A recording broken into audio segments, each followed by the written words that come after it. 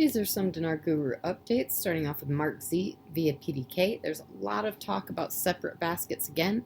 I hear everything will go at once, except a few countries that are not ready will be allowed to float. All right, Frank26 says we are blessed that our team's Guru Walking Stick has a relationship with a firm in Iraq that has a very good working relationship with the GOI and the CBI. The owners of that firm, two own banks. One of them owns 4 banks in Jordan, and the other one owns 2 banks in Iraq. When the CBI wants to make a move with the monetary reform, who are you going to tell? Bank owners in Iraq.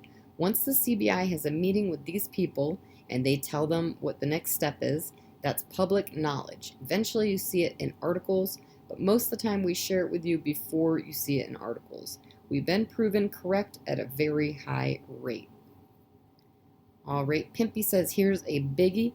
Article quote, oil prices jump 5%. Brent is above $67. Spring isn't even here yet. We're already at $67. When it comes to the currency, obviously, if you budget for $45 a barrel and your entire budget's based on that assumption and it's much higher, you get much more higher revenue, which allows for the deficit to get paid off quicker, allows for a lot more money to be used to build up the private sectors.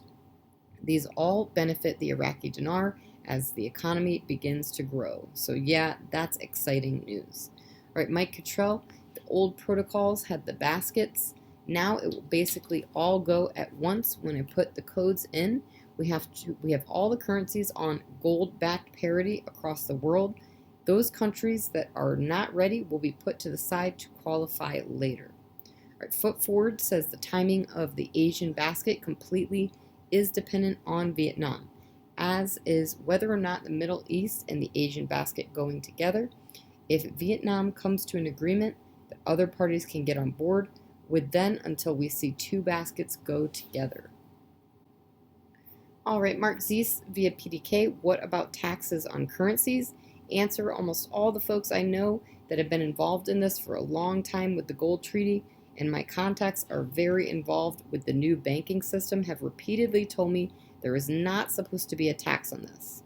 Note, consult your tax professionals at the appropriate time. All right, Frank26 says they're going to reveal the real effective exchange rate, or the REER, and they're going to show them the face value of the new small category notes. This is what we've been calling the second article from the CBI for a very long time. All right, Pimpy, people are asking me about the rate. Nobody knows. It's all speculation. I know people like to equivocal of what happened over there in Kuwait with Iraq. There's a huge difference. One is the length of time in between when Kuwait devalued their currency to when it was revalued. Also, the amount of Iraqi dinar out in circulation is way bigger than what was going on over there in Kuwait. Having said that, doesn't mean it's not going to happen. I'm just saying people go around saying this isn't the same exact thing. I was one of those people. There were a lot of similarities between them, but when you start taking other factors into consideration that all play a part what the dinar rate is going to be. All right. And Mountain Goat article quote, the last pages of Subjugating the State of Iraq, Subjugating the Iraqi Dinar, the preparation for the next stage, which is the new global economic system, unquote.